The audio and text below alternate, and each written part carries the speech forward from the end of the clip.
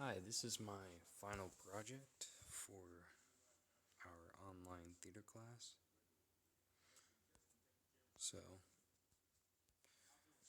when I was in ninth grade, just starting out ninth grade, my family decided to move to England, Leamington Spa, England, because we have family over here. And the flight itself was roughly 9 hours, and I remember it being unbelievably uncomfortable. Probably it was due to the fact that sitting on a plane in small, tight seats with right next to your family isn't, the most ideal thing to do. But finally, we arrived. I stepped off the plane, I smelled the cold, brisk air, and I knew I was in a new country, and there were countless new experiences for me to experience.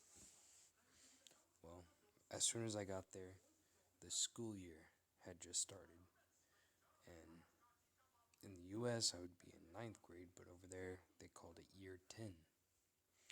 And so I was just starting out the school year, and luckily, I had a stepsister who was my age in my grade, and I had taken quite a few classes that semester with her. Now, starting off, obviously, I didn't know a whole lot of people, but luckily, my stepsister helped me acclimate into the English system.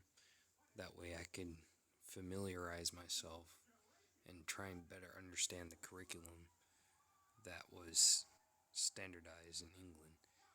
This actually also helped me develop new friends and meet new people. Well, unfortunately, one thing I learned quite quickly was that a lot of people over there were only interested in me specifically because I was the American student. In Leamington Spa, there weren't too many Americans living there, and well, more specifically at the school I was going to, I was the only American at the school. So, after about a month of talking to countless people, because everybody wanted to hear me talk due to my American accent, I finally found a group of friends that I would later find out to be actual genuine friends and not people only interested in me simply because I was American. Well, unfortunately, those group of genuine friends were the bad kids. They were the troublemakers, the drug users, the rebels to authority. But unlike most other people at that school, I could actually genuinely call them friends because they weren't just interested in me because I was American. So, after about a month of being friends with this new group, it was October, Halloween, and there were parties going on all across the city. And being the only American student there and having a popular stepsister at the school, I had numerous connections and was invited to all of the Halloween parties. Now, these parties were, stereotypical high school parties, but more intense. In England, they don't hold back, meaning not only is there alcohol everywhere, but there's drugs, there's topless women, and whatever.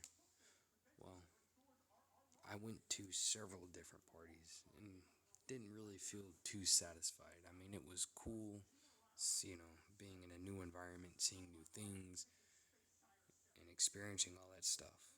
But I still wasn't quite satisfied. Well, fortunately, my new group of friends had connections in London. So I decided to go with them on a trip to London to this awesome secret party that they told me about. And we booked the next train to London, and we got there early in the morning. We spent the day going through the streets of London, and I saw new restaurants, new people, new sights. It was amazing. I had never been to a big city like London before. Well, we finally got to the bus station in the evening, probably around 6 o'clock, and I just couldn't contain myself with all the excitement. I was so ready to go to this awesome new secret party that they kept going on about. And they were telling me stories of the years before that they went to this party, and they were telling me that this party isn't just a Halloween party. In fact, they throw parties all year round, which only fueled my excitement. I finally got on the bus, and it felt like it took hours to get there. But in reality, it probably took like 10, 20 minutes. We got off the bus, and we finally reached a block ahead, and I could hear pounding music. We walked around the corner, and I just saw lines of people in cars all down the street, and I was taken back, blown away by this sight, because I had never seen a house party like this. I mean, there were just countless people at this party.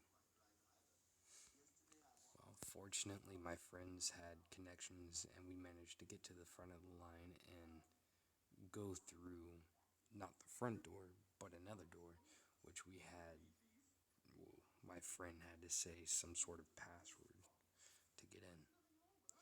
And when I walked in for the first 10 minutes, my ears were ringing. They felt shell shocked, and I couldn't hear until 10 minutes later when I could actually, well, my ears and my system acclimated to the environment. There were beautiful women, drugs, alcohol, loud music, awesome lights everywhere. Well, unfortunately, I managed to be separated from my group of friends, and I was left to my own device. I found some alcohol, and at this point, I was pretty intoxicated. Well, I managed to work up the courage to walk up to a beautiful group of women, one of which I had actually set my eyes on. And lucky for me, she actually felt the same way back. So we began talking for about 30 minutes, and I realized just how incredibly intelligent this woman was. Well, unfortunately, she told me to come outside with her, and she rolled up a blunt, which didn't really shock me or surprise me because I had smoked weed before.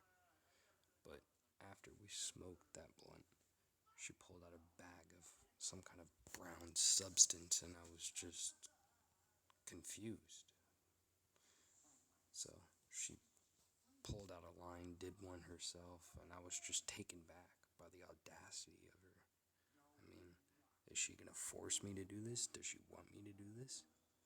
Well, already being intoxicated and wanting to desperately fit in, I gave in, and she poured me a line and told me to do it, and I did it.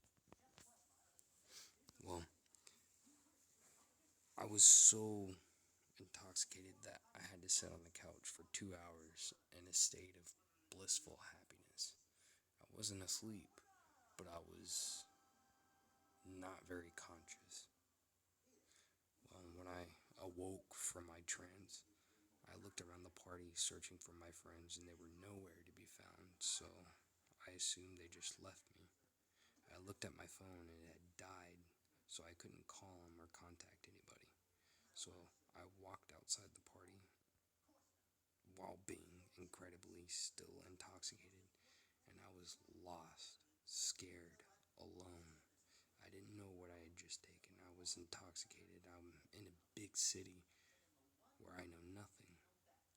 I don't know how to get back home. I have no means of contacting my family. So I finally managed to make my way to a bridge which had lighting under it, and I was curious.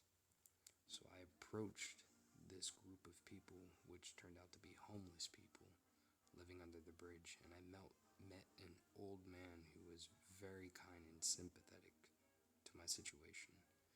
I didn't tell him my whole story, but I had a feeling that he had been around the block a few times, so he knew exactly what I had done. Well, he gave me a spare sleeping bag, and I spent the night under the bridge with this new group of homeless people I had just been welcomed into. And he told me he would walk me to the nearest train station as soon as I woke up in the morning. Well, 9 o'clock exactly, I woke up, and there he was with a cup of coffee in his hand. And he told me that we should get moving soon because the nearest or soonest train heading back to my town, Leamington Spa, was going to be leaving at 10 o'clock. So I followed him, and I was incredibly grateful for his kindness. We finally made it way back to the train station. This was a different train station from the one I actually arrived at London. But fortunately, the tickets were all the same, so I could still use the same one I had purchased prior to my arrival. Well, he bid me farewell, and I gave him my phone number and told him I was going to wire him $100 as soon as I got back.